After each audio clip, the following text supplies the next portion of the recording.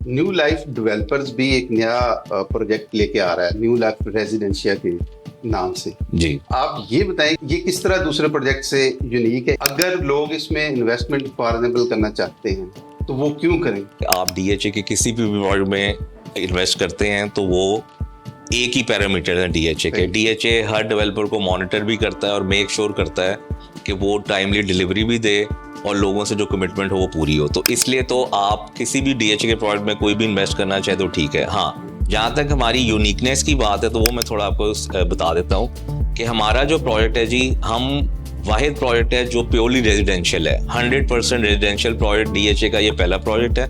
इससे पहले कोई ऐसा प्रोजेक्ट डीएचए में आपको नजर नहीं आएगा जो पूरा 100% रेजिडेंशियल हो, उसमें कहीं ना कहीं कमर्शियल कोई और एलिमेंट्स इन्वॉल्व है। ये प्योरली हम लिविंग का कॉन्सेप्ट लेके आ रहे हैं, जिससा कि आपको हमारे नाम से भी पता लग रहा होगा, न्यू लाइफ रेजिडेंशियल। तो न्यू लाइफ का मतलब ये है कि हम इधर फैमिली लिविंग का कॉन्सेप्ट लेके आ रहे हैं, गेटेड कम्युनिटी का कॉन्सेप्ट लेके आ रहे हैं और ये प्योरली रेजिडेंशियल प्रोजेक्ट है। तो ये हमारी यूनिकनेस है, एक बात।